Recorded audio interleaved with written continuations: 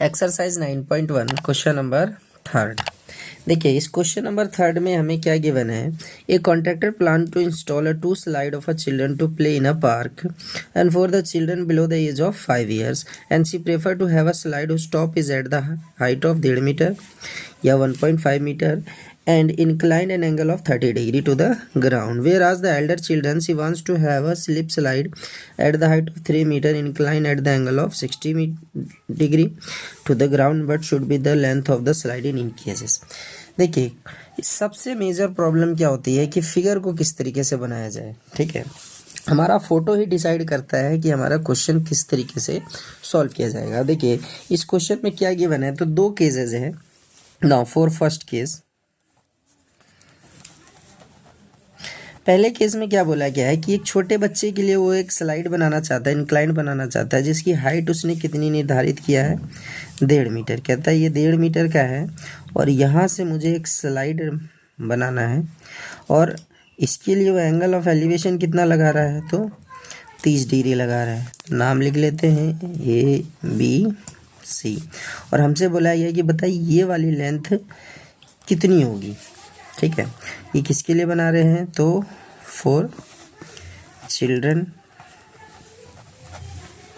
अब देखिए हमें तो वैल्यू निकालने से मतलब है, तो वैल्यू को कैसे निकालेंगे। देखिए हमें तो वो ट्रिग्नोमेट्री रेशियो निकालना है जिसमें परपेंडिकुलर का भी यूज़ हो और हाइपोटेन्यूज का भी यूज़ हो। तो sin 30 वो किसके बराबर होता है, P/H के।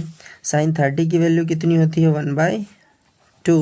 परपेंडिकुलर कितना दिया हुआ है, 1.5 और हाइपोटेन्यूज कितना है, x। ये x इधर चला जाएगा तो वैल्यू कितनी निकल के आएगी, 1.5 इंटू में 2।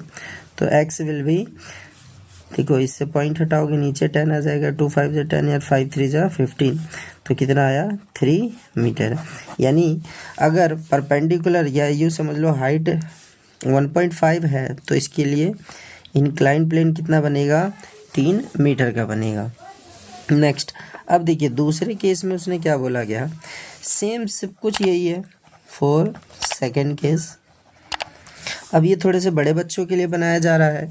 तो देखिए इस बार उसने क्या कहा कि ये जो परपेंडिकुलर है ये 3 मीटर कर दिया जाता है और यहाँ से जो इंक्लाइन प्लेन है यानी कि जो एंगल ऑफ एलिवेशन है वो कितना कर दिया उसने, 60 डिग्री कर दिया।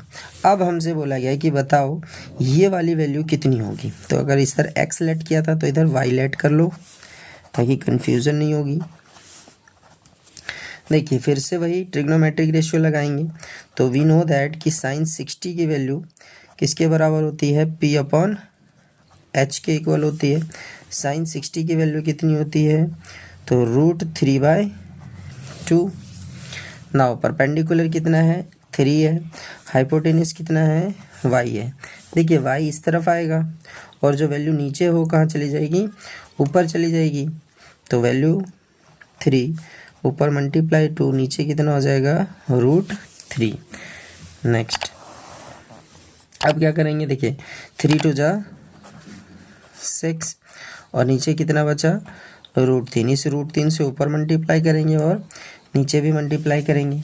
नेक्स्ट, क्योंकि रूट में कभी अपॉन को नहीं रखते हम लोग, तो रूट अपॉन में नहीं रहता तो क्या कर देते हैं, रेशनलाइज कर देते हैं। मतलब इसी वैल्यू से ऊपर भी मल्टीप्लाई करेंगे नीचे भी मल्टीप्लाई करेंगे तो वैल्यू कितनी हो जाएगी, 6√3। √3 से √3 मल्टीप्लाई किया तो कितना आया, 3 आ गया। देन 3 2 जा 6, सो y की वैल्यू कितनी आ गई, 2√3 और हमें यही निकालना है।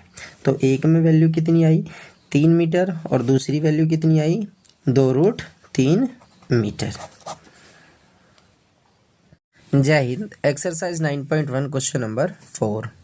The angle of elevation of the top of the tower from a point on the ground which is 30 metre away from the foot of the tower and is 30 degree from the height of the tower. देखिए इन given equation में हमें किसके बारे में निकालना है, तो जो चीज़ें गिवन है पहले उसको देखो। तो कहता है द एंगल ऑफ एलिवेशन, यानी कोई एक टावर है और इस टावर का एलिवेशन कितना बना रहा है, 30 डिग्री।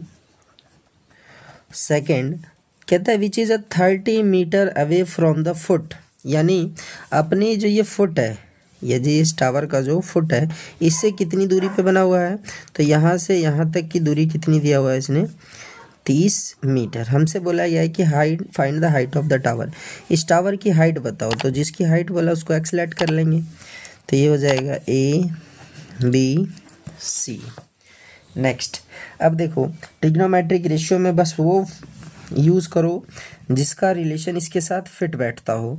तो देखिए एंगल के सामने वाला परपेंडिकुलर और ये बेस, और P/B किसका होता है, तो tan थीटा के इक्वल होता है। Now tan 30 is equal to P/B, और यहाँ परपेंडिकुलर देखिए tan 30 की वैल्यू कितनी होती है, तो 1/√3 होती है, और परपेंडिकुलर कितना हुआ x, और बेस कितना हुआ इसमें, तो 30 डिग्री। क्लियर है। नाउ देखिए ये इधर डिवाइड में उधर गया तो मल्टीप्लाई में, देन 30/√3 ये किसके इक्वल हुआ, x के, और x को हम अकेला नहीं छोड़ते, या यूँ समझ लो इस √3 को अपॉन में नहीं रखते कभी भी, तो रूट को अपॉन में नहीं रखते तो क्या करेंगे, रेशनलाइज कर देंगे। तो रेशनलाइज कैसे करेंगे, तो इसी की वैल्यू को ऊपर नीचे मल्टीप्लाई कर देंगे। नाउ इससे मल्टीप्लाई किया तो 30√3, और √3 से √3 मल्टीप्लाई हो गया तो कितनी वैल्यू आई, 3 आ गई। नेक्स्ट इस 3 से इसको काटें कितना आएगा, tan√3, तो x की वैल्यू कितनी निकल के आ गई, tan√3। तो यही हमारा आंसर।